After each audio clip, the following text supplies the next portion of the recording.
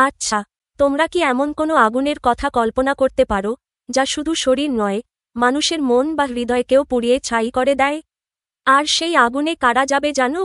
যারা মানুষের পেছনে বা সামনে বসে পরনিন্দা করে আর সারাদিন শুধু টাকা পয়সা গোনে। হ্যাঁ, আজ আমরা আমাদের বইয়ের ৬৩ নম্বর পৃষ্ঠার পাঠ ৮ সূরা আল হুমাযাহ পড়তে যাচ্ছি। এই ছোট্ট সূরাটি আমাদের শেখাবে কিভাবে আমাদের জিভ আর লোভকে নিয়ন্ত্রণ করে আমরা একজন ভালো মানুষ হতে পারি। তো চলো, সবাই বইয়ের পাতায় চোখ রাখো, কান খোলো আর আমার সাথে পড়া শুরু করো। পাঠ ৮ সূরা আল হুমাযাহ। সূরা আল হুমাযাহ আল কুরআনের ১০৪তম সূরা। এই সূরাটি পবিত্র মক্কায় অবতীর্ণ হয়েছে। এর আয়াত সংখ্যা ৯টি। এই সূরার প্রথম আয়াতে ব্যবহৃত শব্দ হুমাযাহ অনুসারে এই সূরার নামকরণ করা হয়েছে। আমরা এই সূরাটি অর্থসহ মুখস্থ করব এবং এই সূরার শিক্ষা অনুযায়ী আমল করব। শব্দার্থ: আরবি শব্দ, বাংলা উচ্চারণ, বাংলা অর্থ: ওয়াইলুন, দুর্ভোগ, ধ্বংস, কুল্লি, প্রত্যেক, সকল। হুমা জাতিন, পশ্চাতে নিন্দাকারী। লুমা জাতিন, সম্মুখে নিন্দাকারী। জামা, সে জমা বা একত্র করেছে। মালান, মাল, ধনসম্পদ। আদ্দাদা, সে বারবার গণনা করেছে। ইয়াহসাবু, সে ধারণা করে, সে হিসাব করে। আখলাদা, তা অমর করেছে, তা চিরস্থায়ী করেছে। কাল্লা, কখনো নয়। লাইয়ুম বাজান্না, অবশ্যই সে নিক্ষিপ্ত হবে। আল হুত্তামাহ, হুতামাহ একটি জাহান্নামের নাম। মা আদ্রাকা, আপনি কি জানেন? নারু, আগুন। তাত্তালিউ, তা গ্রাস করবে। আল আফিদাহ, হৃদয়সমূহ, অন্তরসমূহ। মুসাদাতুন, পরিবেষ্টিত।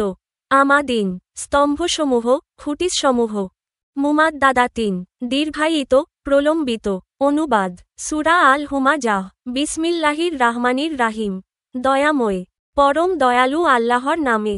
ওয়াইলুল লিকুল্লি হুমা জাতিল লুমাযাহ, দুর্ভোগ প্রত্যেকের, যে পিছনে ও সামনে লোকের নিন্দা করে। আল্লাজি জামা মালান ওয়া আদ্দাদাহ, যে অর্থ জমায় ও তা বারবার গণনা করে।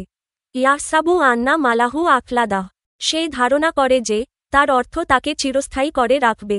কাল্লা লাইয়ুমবাজান্না ফিল হুতামাহ, কখনো না, সে অবশ্যই হুতামায় নিক্ষিপ্ত হবে। ওয়া মা আদ্রাকা মাল হুতামাহ, আর আপনি কি জানেন হুতামাহ কি? নারুল্লাহিল মুকাদাহ, এটি আল্লাহর প্রজ্জ্বলিত আগুন। আল্লাতি তাত্তালিউ আলাল আফিদাহ, যা অন্তরসমূহ গ্রাস করবে। ইন্নাহা আলাইহিম মুসাদাহ, নিশ্চয়ই এটি তাদের পরিবেষ্টন করে রাখবে। ফি আমাদিম মুমাদ্দাদাহ, দীর্ঘায়িত স্তম্ভসমূহে। পরামর্শ: উচ্চারণের ক্ষেত্রে আরবি বর্ণ কফ এবং ত এর প্রতি বিশেষ নজর দেবেন, কারণ এগুলো সাধারণ বাংলা অক্ষরের চেয়ে একটু ভারী করে উচ্চারণ করতে হয়।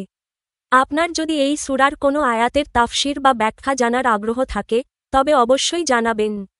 শানে নুজুল: উমাইয়া ইবনু খালফ, ওলিদ ইবনু মুগিরা ও আখনাস ইবনু সুরায়ক মহানবী সাল্লাল্লাহু আলাইহি তাআলা ওয়াসাল্লাম ও মুমিনদের গীবত করত এবং তাদের অর্থলিপ্সা ছিল প্রবল।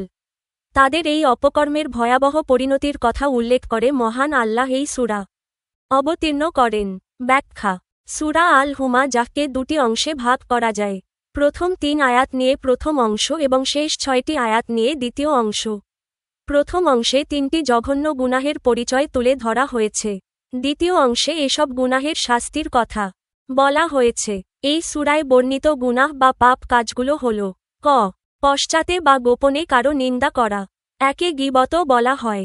এটি অত্যন্ত খারাপ কাজ। আল্লাহ তাআলা আল কুরআনের অন্য আয়াতে গীবত করা মৃত ভাইয়ের গোশত খাওয়ার সমান বলে উল্লেখ করেছেন। খ. সামনাসামনি কারো নিন্দা করা। গোপনে নিন্দা করার মতো এটাও অত্যন্ত গর্হিত কাজ। এর ফলে মানুষ অপমানিত হয়।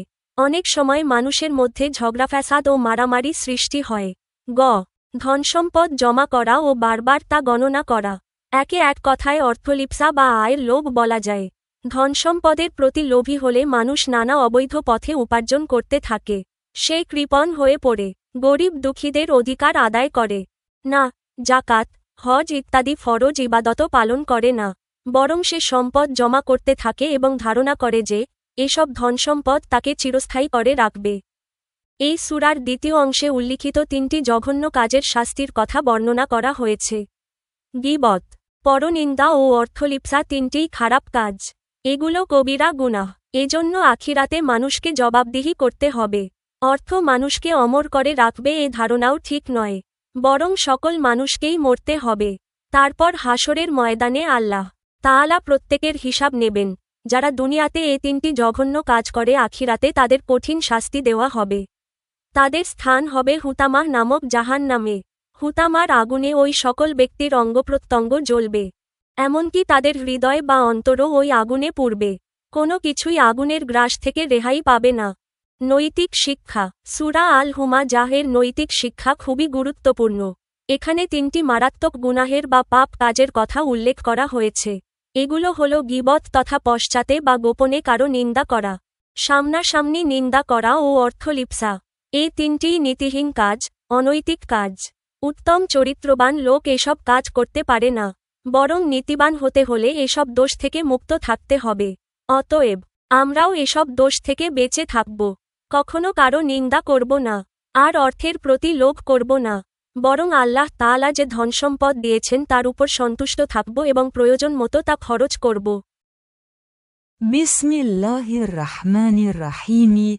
ويل لكل همزة لمزة الذي جمع مالا وعدده يحسب أن ماله أخلده كلا لا ينبذن في الحطمة وما أدراك ما الحطمة نار الله الموقدة التي تطلع على الأفئدة إنها عليهم مؤصدة في عمد ممددة।